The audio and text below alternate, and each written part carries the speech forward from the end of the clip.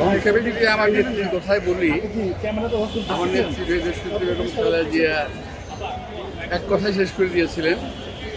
যখন একজন সরকারি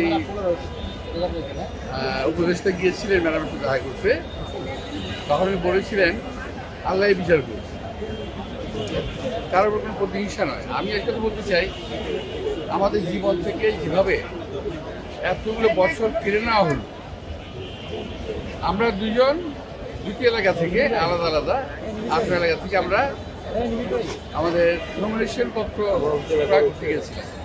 স্বাভাবিকভাবেই আমার সঙ্গে অনেক লোক ছিল, কর্মী নেতা কর্মীরা ছিল। যখন অনেক ভিড় হলো পার্টিদের সামনে, অতর্কিতভাবে ওখানে পুলিশ এসে হামলা করছে অন্যায়ভাবে। আমরা কিছুই করিনি, হামলা করলো, আমাদের কর্মীরা আহত হলো, মামলা হলো প্রায় গত 8,000। আমি আমার আফরোজ আব্বাস, তারপর রিজভি আহমদ, এদের নামে সহ মোট 8,000 গত অসময় মামলা করা হলো অনর্থক। এবং এই মামলা দিয়ে আমাদেরকে বছরের পর বছর এই কোর্টে আমাকে আসতে হয়েছে, যেতে হয়েছে, কখনো গ্রেপ্তার হতে হয়েছে। গ্রেপ্তার অবস্থায় আমাদেরকে জেল থেকে আনা হয়েছে এখানে হাজিরা দেওয়ার জন্য, শুধুমাত্র কষ্ট দেওয়া।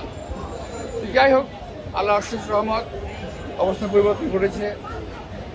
জজ সাহেবদের মনের অবস্থা ভালো হয়েছে, সাহস হয়েছে। এখন এই মামলা দীর্ঘ পরীক্ষা নিরীক্ষার পর মাননীয় আদালত দেখেছেন যে এই মামলায় আসলে কিছু নাই। তো অবশেষে আজকে আমাদেরকে খালাস দিয়েছেন, আলহামদুলিল্লাহ। আল্লাহ তাআলার কাছে অনেক শুকর। দেশবাসী যারা আমাদেরকে সমর্থন জানিয়েছেন তাদের প্রতি অনেক কৃতজ্ঞতা এবং ধন্যবাদ। তো আমি আশা করব বিচার ব্যবস্থা আরও সুন্দর হবে, আরও স্বাভাবিক হবে, আরও গতিশীল হবে। আমাদের আরও মামলা রয়ে গেছে, আমার এই একটা না, আরও অনেক মামলা আছে আমার বিরুদ্ধে।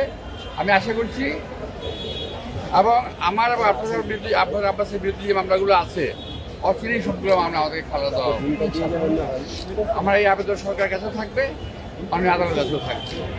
আমি সাংবাদিক ভাইরা এত বছর, আমি যখন আসি যাই, তখন সাংবাদিক ভাইরা কষ্ট করেছেন। আমি সাংবাদিক ভাইদেরকে আন্তরিক ধন্যবাদ, কৃতজ্ঞতা জানাচ্ছি।